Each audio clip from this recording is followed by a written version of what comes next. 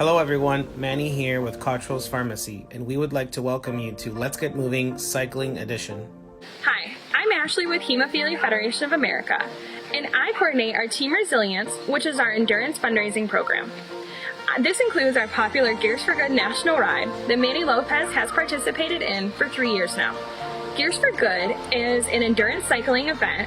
All of the riders raise funds for HFA's Helping Hands program, so we can better assist families who are in financial crisis situations within the bleeding disorders community. Being part of Gears for Good and encouraging riders to achieve their training and fundraising goals has been so motivating for everyone involved. Seeing Manny's transformation from 2018 to 2020 as he made training a priority is exactly why programs such as Gears for Good are important for our community members. I'm sure Manny can attest that being supported by his teammates and myself on the trail has helped him continue his new healthy cycling lifestyle and helped to better the lives of our Helping Hands recipients. Of course, I think the first thing you need to do is accept the challenge. Really go head in first into a challenge like Gears for Good and facing it and train as much as you can. I think a lot of times these rides become a little challenging or a little bit overwhelming because people think that you need to do these crazy special training routines to get ready for it. But really, Gears for Good is as long as you get on a bike and actually get yourself mileage and get your body accustomed to being on a bike for a prolonged period of time. I think that's the primary way you start training. I think trying to get good night's sleep and trying to get good nutrition is very important. Really gauging your body. I think stretching prior to rides and post rides is important. As a person with a bleeding disorder, that can become a bit of a challenge because there are days that I just can't ride. So I think that was one of the most frustrating things that I experienced was dealing with the mental fortitude that I needed to have for the days that I just couldn't go out there and train, for those rainy days. And I actually don't like riding on the rain or in the rain at all, so I don't really go out training in the rain. But bleeding disorders do bring those rainy days where you're in pain or you have a bleed or you have something like that. So I think dealing with that is very important. You don't need to be a seasoned biker for this ride. You just need to have will, and you need to be willing to face this head on.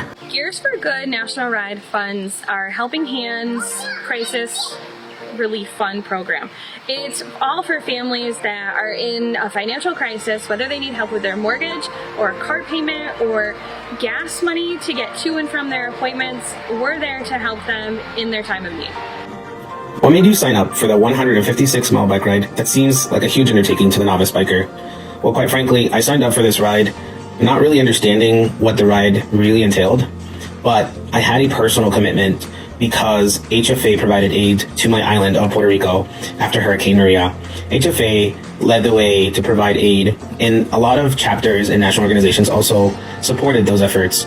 Knowing that this ride directly funds Helping Hands Project made it even more personal because I know that there are a lot of people in our community that need assistance, and these funds are made possible to all of those of us who ride and fundraise for the Helping Hands Project through Gears for Good. HFA's fundraising goal for 2020 is to have every rider hit $1,000. And it's very simple if you just break it down into little steps.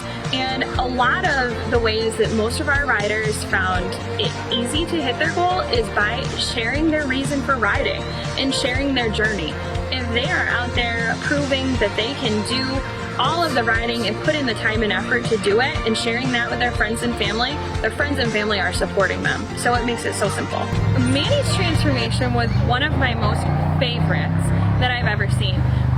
His first year, it was kind of a last minute thing, or didn't really think too much of it when we were going into the ride. And last year, knowing that he was training and he was putting all of his effort into it, he was asking questions to figure out the best techniques and, just to get some training tips. And to see him come into the Keybridge Marriott Hotel at the end of finishing 156 miles with a smile on his face, so big, it meant the world to me. And now he's at the point where he's telling people that if he can do it, they can do it. So he's inspiring and motivating others in the community because it's not an easy thing to do. And he's making it happen. To the fundraising aspect of Gears for Good, I am your one-to-one support.